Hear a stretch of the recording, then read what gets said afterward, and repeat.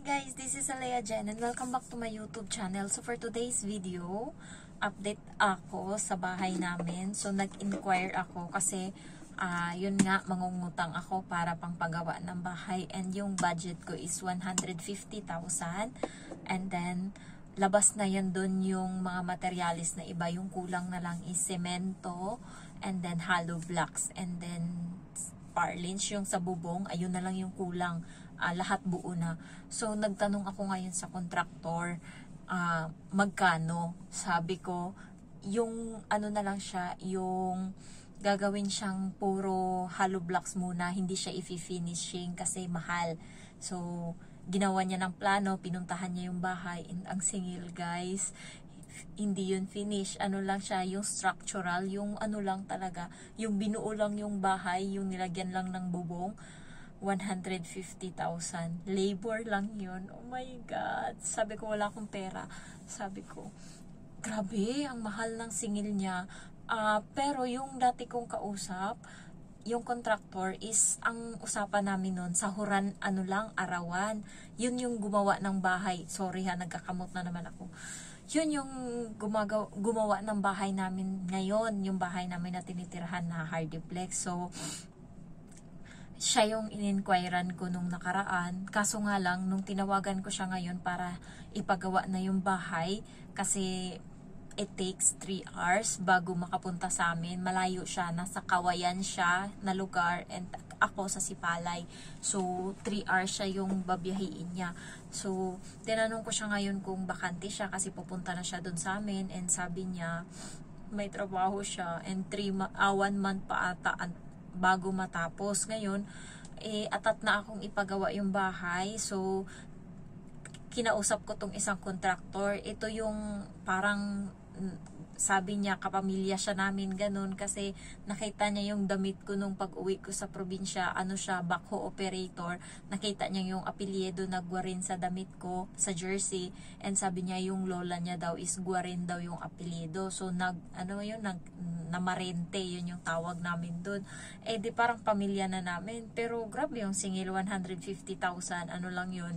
Yung binuo lang yung bahay, hindi siya finishing, hindi siya nilagyan ng kung ano-anong chuchu, hindi.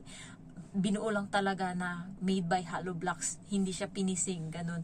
Kaya, grabe, sabi ko, labor lang yun. Sabi niya, labor lang daw.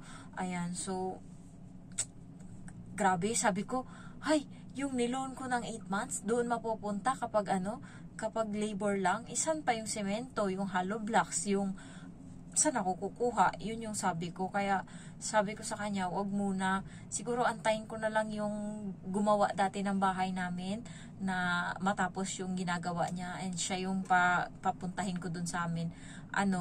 Arawan lang. Nang nakaraan, kausap ko siya last October, sabi ko sa kanya 450 yung arawan niya, partida, kontraktor yun grabe sa akin kakuripot. Sabi ko 450 pero kasama na kain tsaka merienda. Umuo siya kasi pamilya, parang pamilya siya ng ng papa ko, pamilya siya. So umuo siya. Yun nga lang, kung kailan naman gusto ko nang ipagawa, tsaka naman may trabaho, kaya nagmamadali ako. Pero ngayon parang gusto kong antayin na lang muna siya. Antayin ko na lang na matapos yung ginagawa niya. Kasi doon mas nakakatipid ako, feeling ko. Ang grabe yung managa yung ibang kontraktor, lalo pag nalaman nilang OFW ka, abroad, hindi nila alam gaano kahirap. Sabi ko nga sa sa akin ngayon, nagpresyo sa akin ng 150,000. Sabi ko sa kanya, alam mo ba, yung pera na ibabayad ko sa inyo, uutangin ko pa to sa bangko. So kapag inutang ko to ngayon at hindi ko natapos tong bahay, matitenga yan ng 8 buwan kasi 8 buwan ko tong babayaran sa bangko. Ginanon ko talaga. And nagsabi ako sa kanya na umatras ako, hindi na siya nag-reply. Hindi ko alam kung nagalit siya, bahala siya dyan.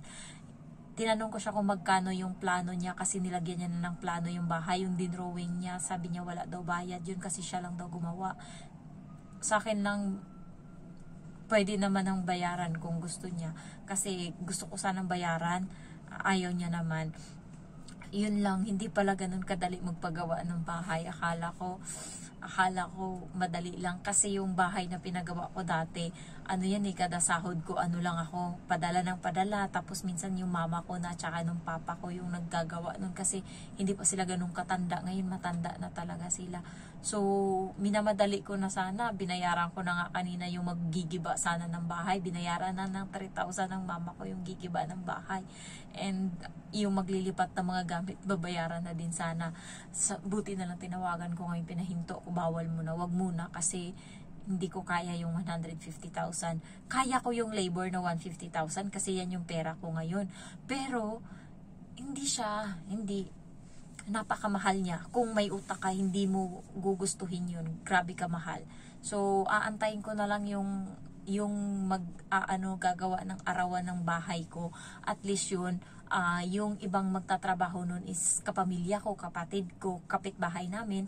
At least, kahit papano sa kanila mapupunta yung pera. Kaysa doon na, kontraktor kasi, laway lang yung puhunan niya, iba yung gagawa, siya lang yun ang kontrata.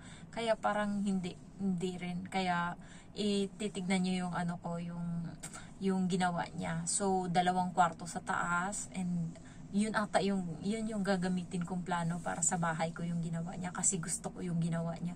Kaso hindi ko lang gusto yung singil niya. Ayan, so ang hirap magpagawa ng bahay. Kaya yung mga OFW na nakatapos ng bahay, saludo ako sa inyo. Napakagaling nyo, napakalupit nyo. Ang hirap magpagawa ng bahay, lalo ngayon. Grabe talaga. Partida yung kahoy, amin pa yan ha.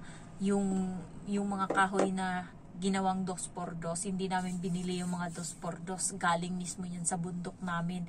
Binayaran lang namin yung maggawa niyan. Pero yung kahoy is sa amin. Paano pa kaya pag hindi sa amin yung kahoy, edi mas mahal. Ayan, so hindi joke magpagawa ng bahay. Kaya grabe talaga, mahal, naiyak ako.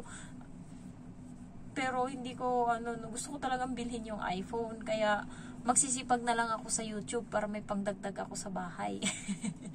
Hindi, bibilhin ko talaga yung iPhone. And then next month, tsaka ko na ipapagawa yung bahay. Antayin ko muna matapos yun. Hindi naman minamadali. Okay pa naman yung bahay, matino pa naman. Kaysa sa magmamadali ako, and then at the end of the day, sayang yung pera. Kasi isang kontrata ko na doon mapupunta, guys.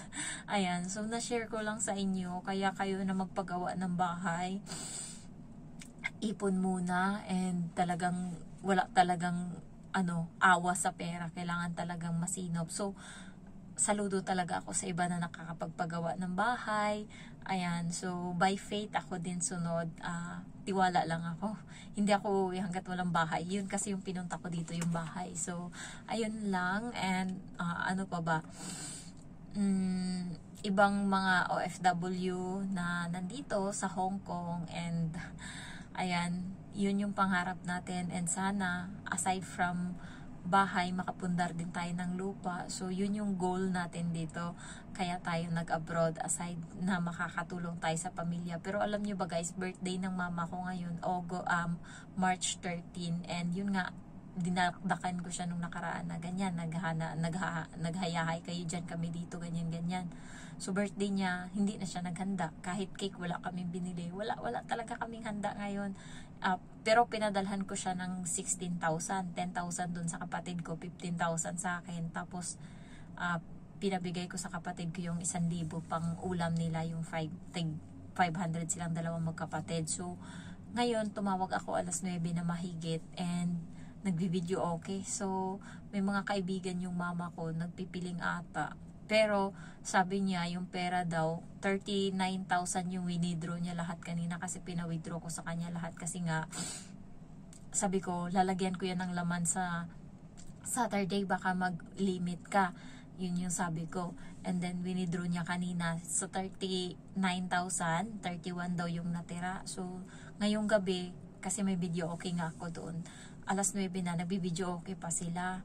Ayan, so nagpa-party-party ang hayahay ng Pilipinas, no? Hayahay ng pamilya natin. Tapos tayo dito, pagod na pagod. Ako alas 11 na ako natatapos. And then yung kamay ko ba guys, hindi na to nababasa doon sa fingerprint sa pinto. Kasi parang nabura na yung mga line-line niya. Ganun nakalala yung kamay ko. Pero hindi naman, malaki na siya, di ba? Malaki yung ganto, malaki na, kakapwersa, ayan. hindi na talaga maganda yung kamay ko. Visit. Ayan. So, tingnan mo, sila hayahayang buhay nila dun. Kailan gusto nilang uminom, gusto nilang kumain ng gusto nila. Tayo dito, grabe yung hirap natin.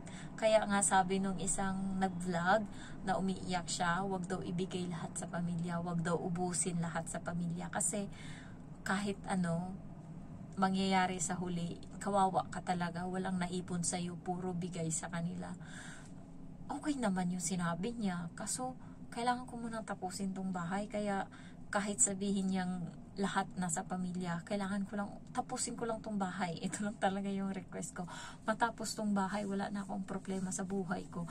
Makakatulog na ako ng mahimbing. Ayan. So, yun lang talaga yung ano ko, goal ko ngayon. And sana matapos ko yun. And sana bigyan ako ng ano ni Lord, na bigyan ako ng tao na gagawa ng bahay na mapagkatiwalaan, hindi ako anuhin, kasi sayang talaga yung pagod ko kung ganun. So ayun lang guys, na share ko lang. And kayo na mga OFW, magtira din kayo para sa sarili nyo. Sabi nga ng boyfriend ko, 1,000 ano daw, Hong Kong dollar daw yung itatabi ko kada sahod. Walang ganun. Alam nyo, nakakatabi lang ako kapag sumahod ako sa YouTube. Yung sahod ko sa YouTube every time is 8,000 to 9,000. Nagtatabi ako niyan ng 2,000. Ayun na yun. Tapos minsan pagka magipit ako, withdrawin ko din. Pero ngayon may natabi naman ako dun. Ayan. So ayun lang guys. Thank you for watching. Naantok na ako. I love you all. Bye-bye.